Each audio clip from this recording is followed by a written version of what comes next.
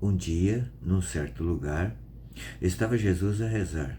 Terminando a oração, disse-lhe um de seus discípulos: Senhor, ensina-nos a rezar, como também João ensinou os seus discípulos.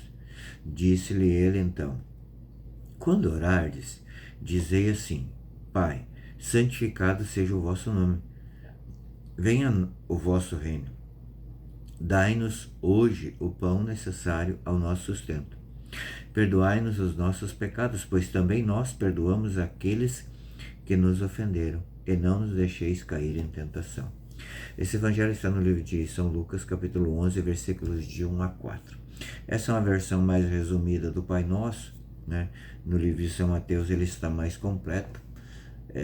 No entanto, aqui está uma síntese da oração do Pai Nosso, né? Assim como Jesus, ele comia, ele bebia, ele tinha as necessidades humanas, assim também ele tem essa necessidade humana de rezar. Em primeiro lugar, para nos dar o exemplo, né? Em tudo ele nos ensinou a dar o exemplo. A maneira de comer, a maneira de vestir, a maneira de falar, a maneira de calar e também a maneira de orar. Os seus discípulos viam então que estava se aproximando um tempo novo. Embora o judaísmo no judaísmo tivesse várias orações, os discípulos de Jesus então entendiam que era necessário para esse tempo novo novas orações, ou uma nova oração. E Jesus então ensina, né, eles a rezar. E São Basílio vai nos dizer que existem dois modos de oração, né? Um é o louvor e outro é a petição. E que nós sempre devemos começar com o louvor, sempre louvando a Deus. E é exatamente isso, né, o que Jesus nos ensina, começar sempre louvando a Deus, louvando a Deus. E Santo Agostinho vai nos dizer que se nós podemos chamar Deus de Pai, é pela graça que nós recebemos do Espírito Santo no batismo. É por isso que nós podemos chamar Deus de Pai, Pai Nosso, né? Essa palavra Pai Nosso, ela deveria nos causar certas vertigens, né? Mas acontece que nós não temos a dimensão, ou não procuramos ter uma dimensão, digamos assim, desse nome Pai Nosso. Porque nós estamos acostumados, nós enquanto pais aqui na Terra, temos a referência nossa ou dos nossos pais. Mas a palavra Pai Nosso, ela é muito maior do que isso. Significa um Deus que nos dá a graça de existir, nos dá o sustento necessário, nos ama profundamente. Profundamente. Né? E Santo Agostinho vai dizer que nós temos que dizer que estais no céu. Por quê? Porque quando nós dizemos Pai Nosso que estais nos céus, nós contemplamos não as coisas desse mundo, mas aquele que criou as coisas desse mundo. Por isso é necessário nós entendermos isso, porque nós dizemos que estais no céu, né? Quando dizemos santificado seja o teu nome, nós precisamos sim santificar a Deus em tudo que nós fazemos. Mas também nós precisamos levar ao conhecimento das pessoas que ainda não conhecem Deus, para que Deus seja santificado, para que Jesus seja santificado através do conhecimento dele e das glórias, né, dele, da glória da vida dele sobre nós, né?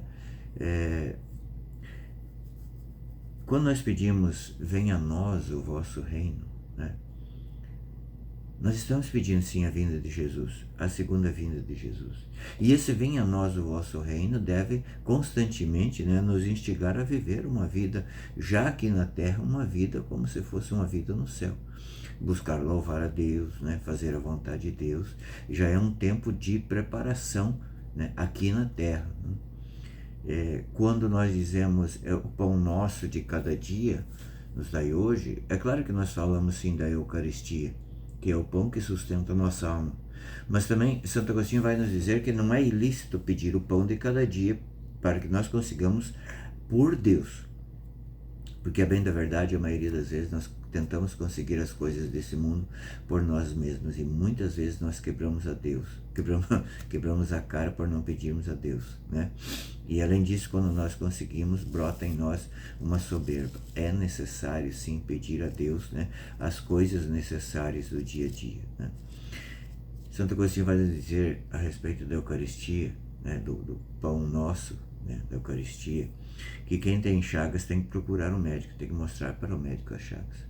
E a Eucaristia cura as chagas da nossa alma, que são os pecados, que é a concupiscência, o pecado essa força da concupiscência, né? E se nós, né, na oração, vemos que Deus permite as tentações da nossa vida, né? Nós não podemos pedir para Deus afastar as tentações de nós, né? Mas sim que Deus nos dê força para vencer essas tentações. Porque assim como um atleta, ele se fortalece através das provas, né? Através do treinamento, as tentações, as provações são, sim. A tentação não vem de Deus, mas Deus permite a tentação na nossa vida e nos dá a graça quando nós a pedimos para vencer essas tentações. E é assim que nós vamos fortalecendo a nossa fé, a nossa fé. E aí sim nós podemos pedir, então, não nos deixeis cair em tentação, né?